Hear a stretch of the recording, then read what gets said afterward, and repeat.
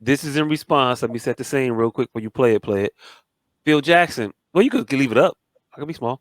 Phil Jackson recently was in the headlines before some comments he made about his current viewership habits surrounding the NBA, of which he said, "I don't watch that shit since them niggas started putting them letters on their shirts and talking about how much they matter."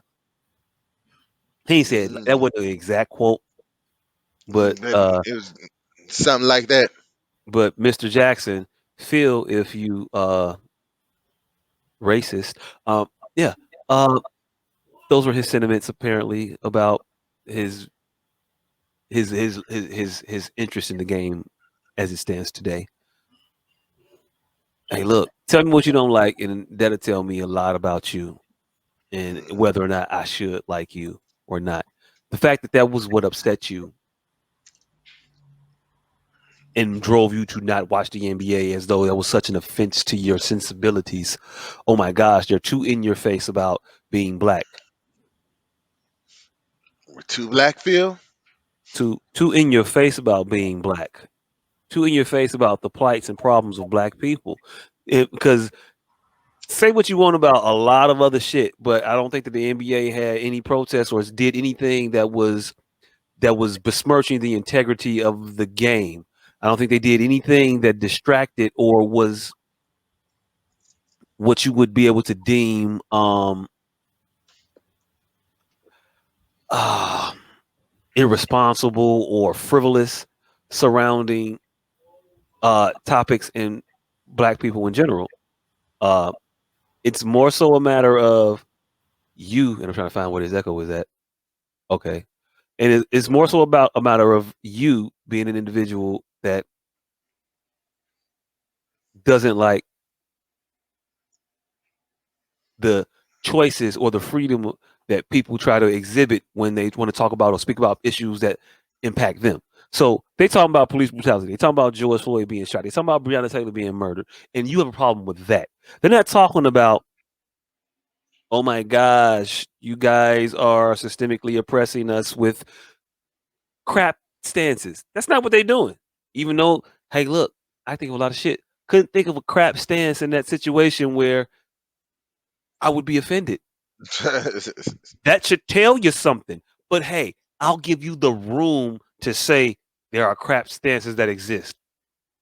I don't know them, but maybe you do. But the ones that they were talking about weren't crap stances. They're talking about actual substantive, substantial shit. You had a problem with that? You racist, you. I don't know what the fuck else to call you. I didn't know that hippies could be racist, but I guess when they reach a certain age, that gene just happens to kick in Hmm. for certain individuals. I They mean, stop all having. They stop having to hide it. stop having to hide it. And maybe you were just doing a lot to hide it, and we just should have recognized it. And again, this is the reason why I will extend no invitation to no fucking cookout, barbecue, picnic, whatever the fuck you want to call it, to nobody else. No more. None of that. You cool and yeah, they're above reproach. No, none of that. Fuck that shit. No, because they wore "I can't breathe" shirts. You got offended. Yeah, fam. They choked that man out for selling cigarettes, fam. What the fuck is wrong with you? Like, that's a problem. Nah, nah. Imagine they snuffed out your claim to fame. That guy that's for smoking a cigar. Hmm. Imagine that happened. Where would you be, Phil? Because you wasn't getting a bunch of head coach and nods, not to my knowledge. And I don't know. I don't know. Maybe Tex Winter might have been the architect of everything that you held great. Mm. Hmm. Not saying that I fuck with Tex Winter. I don't know him either, but just saying. Tex Winter definitely seems like he might be racist. And look, I ain't gonna throw dirt on the dude, and I ain't gonna also exalt that motherfucker. But that is the scene surrounding the comments that are about you're about to hear from one Jalen Rose, of which I heard nothing from anywhere. Also didn't look for it, but it wasn't a lot of shit out there about him and people being mad at him. I don't think. I think Shannon said some shit in Jalen, but play Jalen. You can't make this up. Hall of Fame coach and 11-time champion Phil Jackson claims to have stopped supporting the NBA because it became too political when it went into the bubble and was catering to certain audiences by putting slogans on the back of jerseys and Black Lives Matter on the floor. Certain Same Phil Jackson audiences. that won championships with some of the greatest black athletes in the history of the game. Michael Jordan, Scottie Pippen, Shaquille O'Neal, Kobe Bryant made millions on their backs and off their sweat equity. You're sitting up watching a game with your grandkids and y'all think it's funny when justice passes the ball to equal opportunity? When somebody shows you who they are, believe them. So stop watching forever. You can't make He Mm. lost me at the end there. I didn't know what the fuck that was. When Oh, justice passes the ball to equal opportunity. to equality. Because motherfuckers had that shit on their jerseys and the bubbles. When justice passes. Justice, justice, equality, Black Lives Matter. No. I get that, but what he said was when justice passes the ball to equality. Huh? What the fuck? That felt like a NBA PSA that somebody that's gonna get fired wrote. Nah, because certain niggas had justice on their shit, certain people had equality. So the nigga Yeah, with but justice passed to the nigga with equality. And Phil Jackson is upset that these people are putting that shit on their jerseys because why in the fuck would you ask for justice when people are playing basketball? Don't you hey, realize what's important? look. I'm not against none of that. I'm against this part in the speech where this motherfucker started to just, I don't know, freestyle or whoever wrote that shit. Again, we ain't gotta get bogged down on it. But that motherfucker, that was the sappiest shit I ever heard of my. I don't even fuck with the motherfucking name Justice. A motherfucker had justice on his shirt and he passed it to somebody that had equality on theirs. No, nigga, that wasn't justice passing to equality. That was Jimmy Butler passing to Tyler Hero. What are we talking about here? Come on, come on. But then what was the last part he said? I didn't understand that either. So don't watch. Quit watching. I don't know what that. I don't know what that was. The quit watching. Like, who are you telling that to? You telling that to us, or you telling that to him? You telling him to keep not watching? Like he's not watching. I don't. It was a little confusing at the shows end. you who they are, believe them. So stop watching forever. You can't. Like that. Like when somebody For shows you who they having. are, believe them. So stop watching forever. Like, huh? Last I checked, you wasn't a boxer or a football player. Yeah. But that sounds like a statement from a concussive place. But I completely agree with him though. Like Phil Jackson, it's fucked up that your existence literally you're relevant because of Mike, Scotty, Kobe, Shaq. You're relevant. Nobody gave a fuck about this backup ass point guard or power forward, whatever fucking position you played. Nobody gave a fuck about you until you became the coach of the greatest player of that time. And then you kept becoming the greatest coach of the Then greatest went player on to of the, that time. arguably the second greatest player of all time.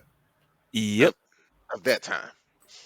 Never did it without one of the. He never won without the greatest player in the league at the time. Hey, Yeah. hey, hey. Just because you own a Hayabusa and your man is on a Kawasaki don't mean you respect motorcycles, motherfucker. Yeah, but once you got off that Kawasaki and got on a regular bike, your speed wasn't the same. Yeah, but he's talking about you don't respect them motherfuckers, or it don't matter. You just don't like them shits. I just rode them bitches to I got where I Fucking got. cool, nigga. Right. You Yeah. Right. don't go out to your motherfucking garden like good Rake. I love you, Rake. You're such a wonderful Rake. You Motherfucker looked at you niggas like tools, and he's you making it jam that very evident. motherfucker. You jab that motherfucker into the ground, and then you rub it with it. You use Motherfucker. it for what its purpose is. We got to start understanding what motherfuckers is using us, and will be we will I be will be amicable with us and treat us nicely while they're using us. And then when they're done using, fuck you, niggas. Hey, look, I like to like what's his name? What's his name? Mark Clark. I like to liken that shit to pets. Like you could love your pet with all his heart. You could have all the love in your heart for your pet, but you're not gonna change the temperature on the thermostat for your fucking pet. Oh, at all, ever. And you might even die for that pet, but you won't be uncomfortable. You won't go against your sensibilities.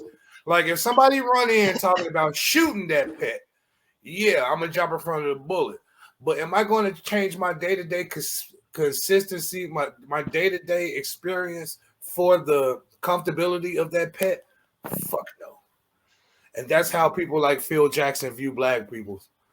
Like I might love you to an extent, I might honor you to an extent, but am I going to change my sensibilities to honor your struggle? Fuck no. Take that niglet breath shirt on somewhere. Take that niglet breath shirt to Etsy where it belongs. Not on my sweet NBA streets. That motherfucker acting like the shirt was screaming or some shit. Right. Motherfucker, He felt it feels real. Get off my lawnish. you could literally watch this. You could literally take the same programming and listen to it on AM radio and not have this issue and be completely abreast of what just happened and wouldn't lose a single step on the basketball if that was your proclivity. No, it sounds like you just want to stop niggas from niggling. Like, cause you don't even Wherever have you to go, miss nigga. out on it. Cause you don't even have to miss out on your treasured basketball. Basketball to television is a relatively new thing. You had to listen to sports on the radio and imagine what happened for far longer than you've been watching them on TV. So, with that said, you literally are just trying to get the nigglets to stop niggling. Yeah, because you could, put the game on, turn the volume up, turn away from the screen. And turn away from the fucking screen or turn to 1500 AM where they're just talking about the shit. With motherfucker who might have viewpoints more Similar close to behind yours. yours. You might hear a couple nigglets niggling on and the nigglets are niggling. Yeah. So But yeah, it's a very obtuse statement in 2023. Like the shit is so easily avoidable. Like at this point, now I don't want to seem racist, but if you don't have a fucking problem with them fucking Latin night jerseys, like those were more of a distraction than anything I've ever seen in protests. In fucking Latin night jerseys where everybody's name is in Mexican and shit, you don't know who the fuck. La Quinta, sponsored by La Quinta. Much more distraction than I Can't Breathe or reasonable protest on fields. It took a little bit to figure out what Los Bulls meant, but we figured it out. Much more distracting. But real quick, as I walked away, I heard you say some shit that I just have to address. You taking a bullet for your dog? You wouldn't think about it. You just care about. I'm telling you, fam. Fam, I'm telling you right now. If they start shooting and my dog is around, I'm Nino Brown in the dog, fam. Man, fight or flight ain't some shit you choose, bro. Oh, okay, look, I'm telling you, I'm Nino Browning the dog. You think that? I know that. I know that. I doubt it. I know that. Again, for the joke, it works, but I guarantee if you had a dog for 2-3 years, you're not letting a nigga punk nobody in your household. And look, first of all, I only got you here. I got you because I want you to fuck up somebody in the event of this very thing happening. Exactly. I'm not gonna get attached to my bodyguard and be like, no, not you, me. No. It's not gonna happen like that, nigga. The motherfucking the gun gonna come out and you in response to some shit you did. Hey, look, Man, get your dog. I'm aware. Hey, look, I wouldn't keep the dog around if the dog had the potentiality to fuck up some shit and get us in some trouble. Get your dog. If the dog was going to get us in the jam, I wouldn't have it around. I'm the reason we can get into the jam. That's the reason you around, because I might get us into a fucked up situation. Maybe. But at no point am I finna sit here and fam, you on the clock. Fam, one of the most classic songs in history that has been revitalized for every woman ever was about a goddamn dog. What? Sitting on the front porch thinking about in my favorite dungarees. Hey, look. I'm gonna tell you right now. I really miss you, Brandy, even though you're gone away. I'm only gonna hear that. Place. I'm only gonna hear that. And I hope to see you soon someday. That's about a goddamn dog. Hey, look, I don't care. If anybody want to write a song about a dog, do that shit. But you better get that dog an effeminate name, because I'm not finna sit here and listen to you talk about Rex or Rusty, all that. Nah. You better make that bitch Brandy. And hey, look, it fit that time. Yeah, but nah, I don't know. I don't. Hey, look, fuck you, Phil. Yeah, that's where we were at. Fuck you, Phil.